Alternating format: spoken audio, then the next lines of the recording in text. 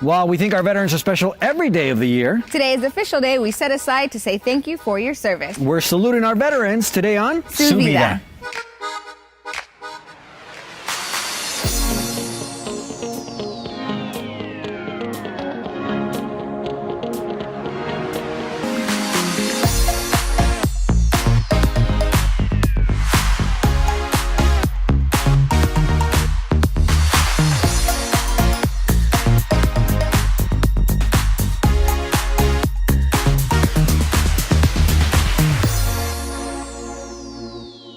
Hello, I'm Cardenas. And I'm Vanessa Ramirez. Welcome to Su Vida. This place is so cool. Isn't it? Yeah. We're at the Arizona Commemorative Air Force Museum in Mesa, where you can take a step back in time and see what it was like to be a part of the United States Air Force during times of combat. There's so much to see and do and learn, and well, you gotta come check it out for yourself.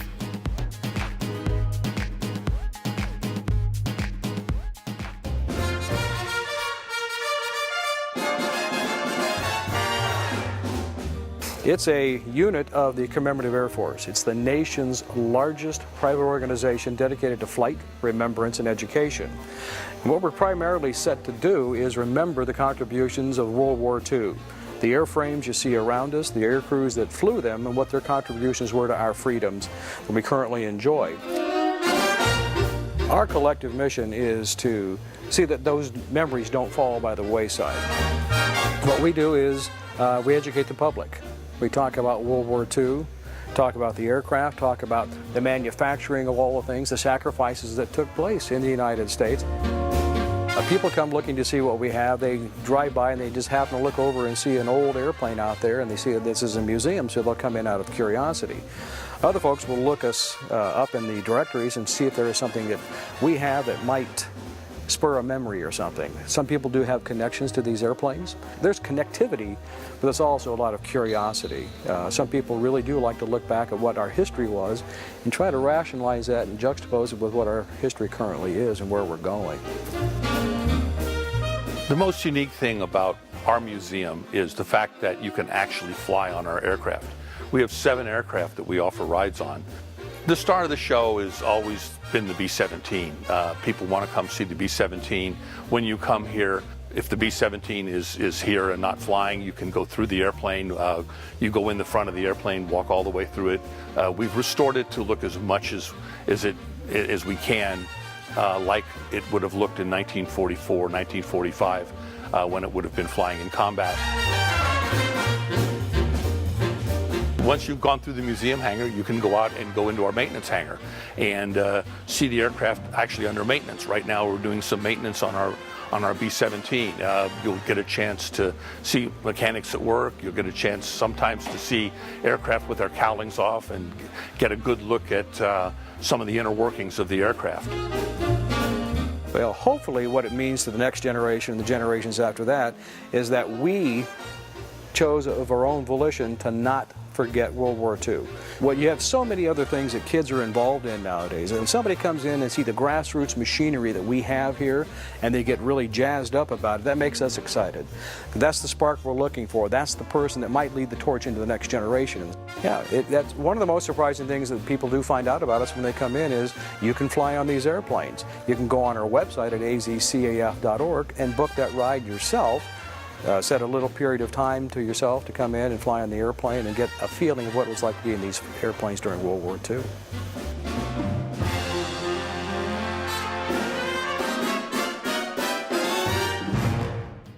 Now, Vanessa, this museum recognizes veterans from the U.S. Air Force. However, on today's show, we're recognizing veterans from all military branches. And women veterans. The Arizona Commemorative Air Force Museum has a great display here honoring the Women's Air Force Service Pilots, or the WASP, as they came to be known. The women assisted in the war effort by ferrying planes to different destinations, test piloting planes after repairs had been made, and even towing targets for gunnery practice. And those women deserve all our thanks. And respect. We'll be back with more Su Vida from the Arizona Commemorative Air Force Museum right after this. Having fun exploring community, culture, food, y más with Su Vida? Head on over to Yurview.com for more videos. Su Vida is brought to you by Chicanos por la Causa. Join the cause for change. Welcome back to Su Vida. We're at the Arizona Commemorative Air Force Museum, and you know what? When you walk in here, these planes really grab your attention. Yeah, just like this one. This is a P-51D Mustang, and you know when they made these back in 1944, cost $50,000. If you wanted one today, $2 to $3 million. So if you love history, there's another museum that you need to check out, the Arizona Military Museum. Take a look.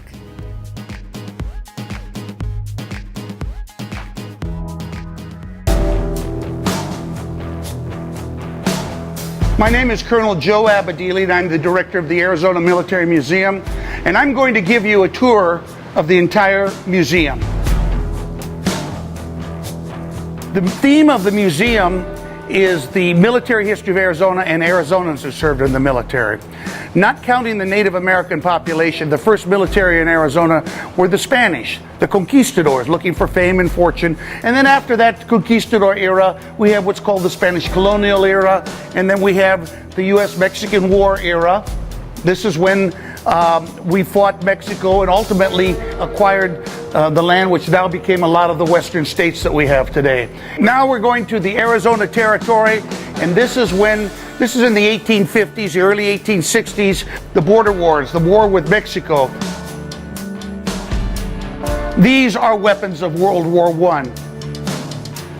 You'll see that they represent the different belligerents. And then down at the bottom is what's called a show-shaw, which is an American weapon. This is the Arizona National Guard display relating to their service between the wars, World War I and World War II. The famous Navajo code talkers.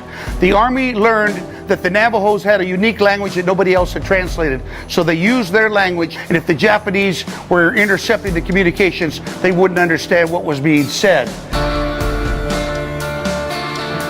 You've seen the panorama of the great military history of Arizona and Arizonans who served in the military. The admission is free.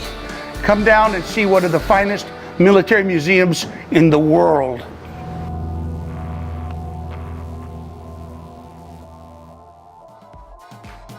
Hey, Vanessa, check this out. This one here is the Douglas Invader. This is a veteran of 3 wars, World War II, Korean War, and the Vietnam War. Ooh. It took 3 people to operate: the pilot, the gunner, and the radio operator. Interesting. Well, not everyone can have one of these in their home, but if you want to own a piece of military history, we have just the place for you. Take a look.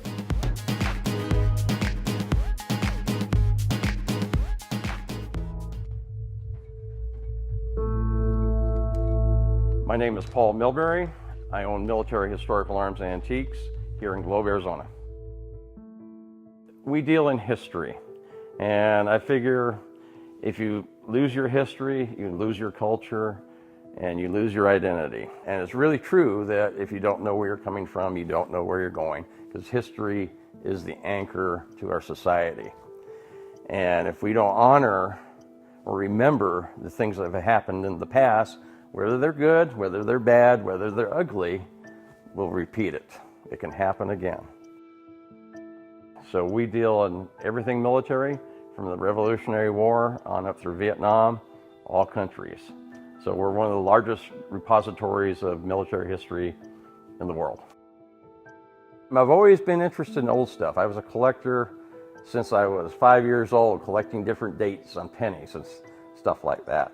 But when I joined the Marine Corps, I ended up as an embassy guard, and I spent 2.5 years in Colombo, Sri Lanka. When we came back, I came back with 9 vans of furniture. So old antique furniture, thinking I was going to open up an antique shop. At that point in time, you could buy World War I guns, World War II guns for $20, $30, $40 a piece. Then I got a couple, and that hooked me. And if I was going to get into the military business, I figured I'm going to have to do everything. Not just the guns, the medals, the insignia, the helmets, the swords. I mean, you name it. If it's going to be military, we're going to deal in it. I have World War II toilet paper here if someone wants some. Everything in here has a story behind it, whether it's set in a warehouse or it was held by someone in a battle. And it would change the whole perspective if an item could speak. My favorite part of the business is the firearms, and that's what I enjoy most. And this here is one of my favorite pieces. This is a Japanese Type 99 rifle. And this was one of the main battle weapons during World War II. And it was in 7.7 caliber. It's rather beat up. And the reason it's beat up, because there were two 30 caliber bullet holes that went right through the wrist, which would have been, used by someone up in a tree, and it tells a story. My job here is to keep history alive, to pass on what people have done. I have people's lives here. If you want to get in contact with us, you can call us at 818-846-4509 or email us with what you're looking for at themilitaryking@gmail.com. Vanessa, you know what I noticed? Every pilot on one of these aircrafts has a helmet. Look at this one. Oh, yeah. She's wearing a helmet. The pilots actually nicknamed the helmets brain buckets. Ah, makes sense. I can see it. Yes, a lot of interesting information we're learning here today. Yes, we are. So we'll be back with more from the Arizona Commemorative Air Force Museum right after this, so don't go anywhere. Whiskey Tango 212.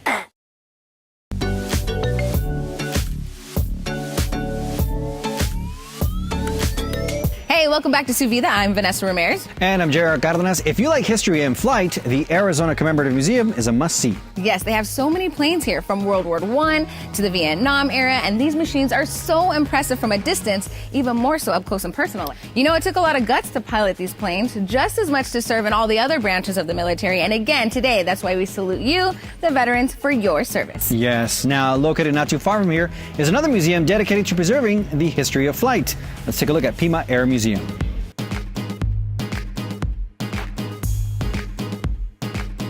So the Pima Air and Space Museum covers the history and technology of aviation and spaceflight. We have over 350 aircraft in our collection, which makes us one of the largest air and space museums in the world. Coming to the museum, you'll see military aircraft, both American and foreign military aircraft. You'll see general aviation aircraft, kind of like the aircraft that people fly around for hobbies. You'll see airliners, you'll see crop dusters, firefighting aircraft. So really, you get a chance to see pretty much the whole breadth of aviation. When you come to the museum, you also get to see a lot of interpretive exhibits that go around the aircraft, and they usually are thematically based on the aircraft on display there. So we have a large women in flight exhibit where you'll see uniforms and gear that cover the whole history of women in aviation, including mechanics, pilots, starting with the 1930s all the way on to our current operations in Afghanistan and Iraq. You'll also see lots of other types of flight gear. We have exhibits revolving around seaplanes, sub-hunting, World War II in Europe and in the Pacific. Some of them revolving around certain units, some of them revolving around the whole history of conflicts or history of following certain topics. We have a lot of World War II aircraft, and we're lucky that a lot of our World War II aircraft actually saw combat time, since a lot of the surviving aircraft never made it past storage or training aircraft. For example, in Hangar 5, we have several aircraft that served combat in World War II in the Pacific Theater. One of them is a General Motors TBM-3E Avenger, which is a Navy torpedo bomber and a horizontal bomber. This aircraft, for the last month or two of World War II, flew off the USS Bennington, attacking targets in the Japanese homelands. In Hangar 4, we have a North American F-86 Sabre that served in the Korean War, flew combat missions during 1952. Out in the yard, you'll see a lot of jet aircraft from post-World War II. One of them is a McDonnell Douglas F-4C Phantom II. Our F-4C saw combat in Vietnam, flew a couple tours in Vietnam. Also, we have some aircraft that post-date Vietnam. For example, our Bell OH-58D Kiowa Warrior is a light observation ground attack helicopter. You can see that in Hangar 1, and that aircraft, or that helicopter, served combat with the 10th Mountain Division in the U.S. Army, flying combat in Operation Enduring Freedom in Afghanistan and Operation Iraqi Freedom in Iraq. Roger, Flight 807, approaching runway 7 Bravo. We'd love to see you here at the Pima Air and Space Museum. There's so much to see and do here. Please visit our website, www.pimaair.org, and you can see a full listing of our aircraft that are on display, as well as events, upcoming events.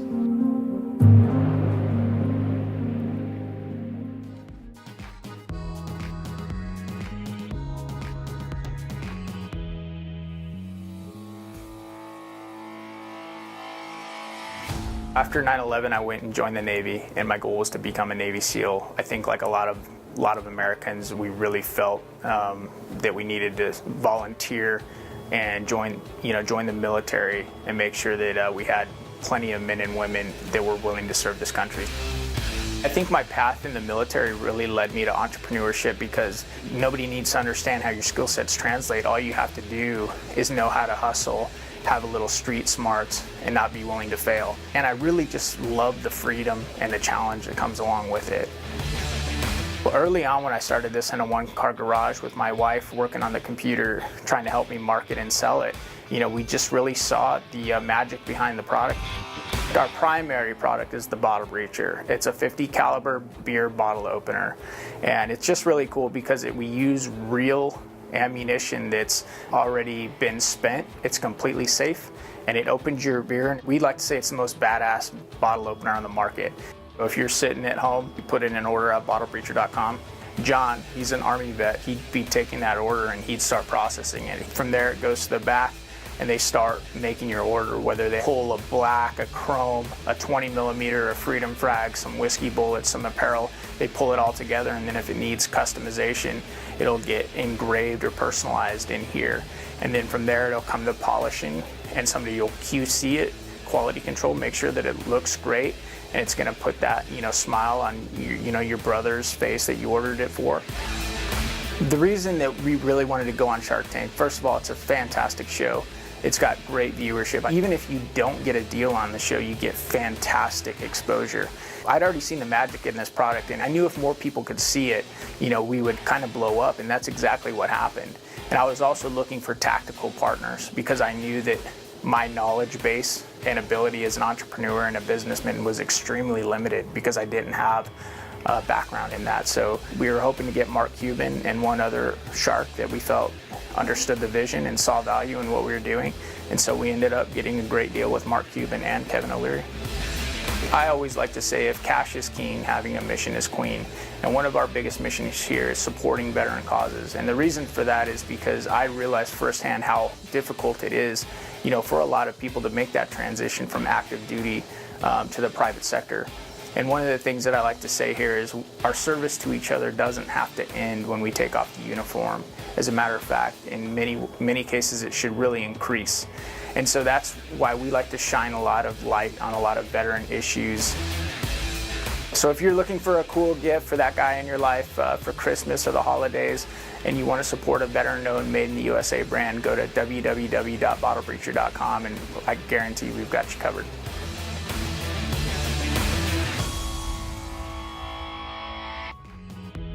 We'll be right back with more Su Vida right after this. For more great videos highlighting all that's happening across Arizona, visit Yurview.com.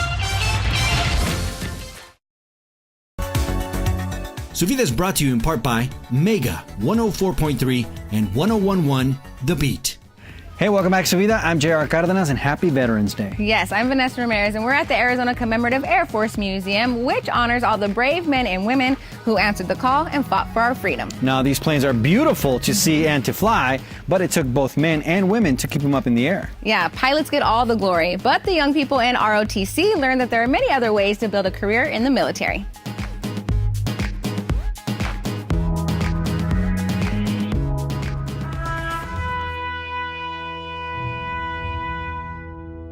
Today we're having a competition for the junior ROTC high school. They're coming from throughout the state. We have schools from Yuma, Tucson, Sierra Vista, and local schools also that are meeting here. We have a total of 11 schools that are competing here today. These kids are the future of our nation. They're the future leaders. And this is a good way to express their leadership skills through these competitions. It started off as a Latino festival downtown, and then it just progressed to where we started sponsoring it.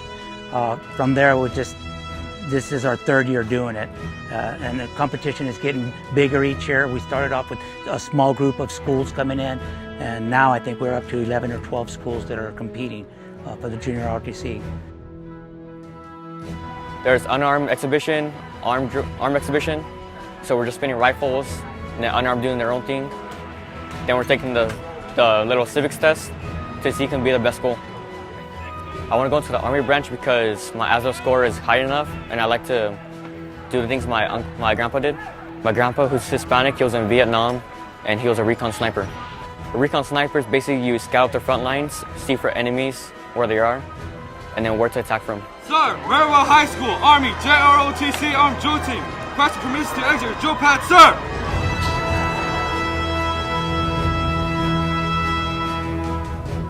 What makes them special is each individual. The individuals and each school is different. They have their own leaders, adult leaders that are training these kids in the leadership skills that they are required to have. We have Air Force, ROTC, Army, Marine Corps. The different branches are represented in the ROTC. So when these kids get done with their ROTC program, they may go into active duty. So people from Corona came to my school and they were like, ROTC is an option, like it's pretty cool, you should do it. So then I came home, I told my mom, I was like, I want to do it. And so she said, okay. She came home wanting to do ROTC for many reasons, and one of them was the opportunities that it was going to give her as a college student. It gives her a lot of structure, it's extremely positive. It has gotten her to do things that she's never wanted to do before. I just want to thank all our sponsors that provided the funds where these kids didn't have to pay for the entry fees, for the trophies that they're going to be getting later on today. I want to thank the executive board of the American Legion here, all my staff. I want to say thank you to them, and all these volunteers that are helping out today. I just want to say thank you to all of them. Every great museum trip ends in the gift shop. And Vanessa, I need this. It looks great on you, JR. I know, right? So if you know an Air Force veteran or someone who just loves planes, this is a perfect place to find a one-of-a-kind gift for Christmas, just like this Rosie the Riveter lunchbox. I like it. Interesting. The Arizona Commemorative Air Force Museum is a great place for you to visit with your kids or your grandkids. It's a great opportunity to show them the sacrifices made by our men and women of our military branches. Yeah, that's right. And to all the amazing veterans, we're sending you lots of love and a great big thank you. You're truly amazing people. So we'll see you next time on Su Vida. I have more shopping to do. Can you buy me this? No.